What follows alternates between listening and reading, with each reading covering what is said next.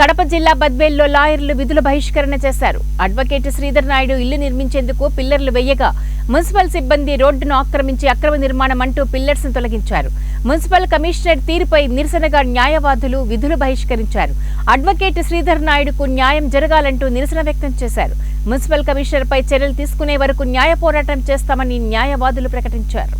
అది ఆదివారం పూటన సెలవు రోజులో దాన్ని అక్రమంగా తొలగించడం అనేది చాలా అన్యాయమైన చర్య. ఈ విషయం మీద ఫిర్యాదు చేయడానికి పోలీస్ స్టేషన్కి పోయి ఫిర్యాదిస్తే కనీసం అడ్వకేట్స్కి అనేది గౌరవం లేకుండా ఫిర్యాదు తీసుకుంటే ఫిర్యాదులను కేసులు రిజిస్టర్ చేయడం కానీ రెఫరెన్స్ ఇవ్వడం కానీ ఎటువంటిది ఏమీ చేయడంలే. అందుకే అడ్వకేట్స్కు తీవ్రమైన అన్యాయం జరుగుతుంది. కాబట్టి ఈ విషయం మీద మేము ఈరోజు బద్వేల్ కోర్టులో విధుల బహిష్కరణ చేసినాం, ప్రొటెస్ట్ చేసినాము.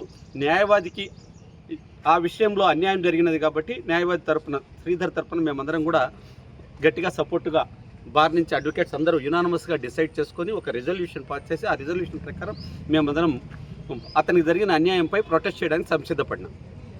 బద్వేల్లో అందరికీ తెలిసిన సత్యమే, రోడ్ల విషయంలో చాలా చోట్ల ఆక్రమించి ఉంటే ఈవెన్ మున్సిపల్ ఆఫీస్కి ఎదురుగా ఉండే వాటిపైన చర్యలు చేయరు.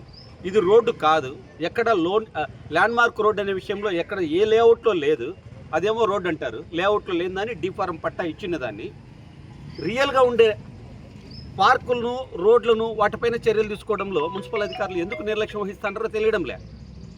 అడ్వకేట్స్ మీదకి వచ్చేటప్పటికి మాత్రం ఇక్కడ మున్సిపాలిటీ రోజు ఆ కమిషనర్ గారి చైర్మన్ కానీ స్టాఫ్ కానీ ఆ ఇద్దరి మీదే వెళ్తూ ఉంటారు రోజు ఇంటికి ఆఫీస్కి. మరి వాళ్ళ మీద చర్యలు లేవే. అది కాకుండా ఒక లీగల్ ప్రొఫెషన్లో ఉండేవాడిని ఇగ్నోర్ అయ్యా ఇది పరిస్థితి అని తెలుసు. ఆయన లాయర్ అని తెలుసు. నువ్వు లాయర్ అయితే నాకేమి, ఈ విషయాలన్నీ బయట వస్తున్నాయి.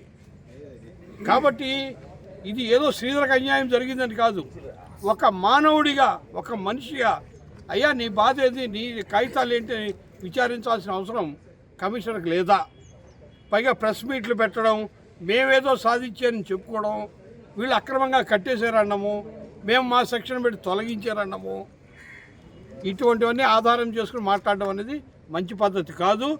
పైగా ఏదో బాధపడిన వ్యక్తి పోలీస్ స్టేషన్కి పోతే వాళ్ళు చర్య తీసుకోలేదు, కనీసం విచారించలేదు అని కూడా తెలిసింది మాకు. మరి ఎవరైనా రావచ్చు, ఒక లాయరే ఈ విధంగా ఒక కంప్లైంట్ ఇస్తే చర్య తీసుకోపోతే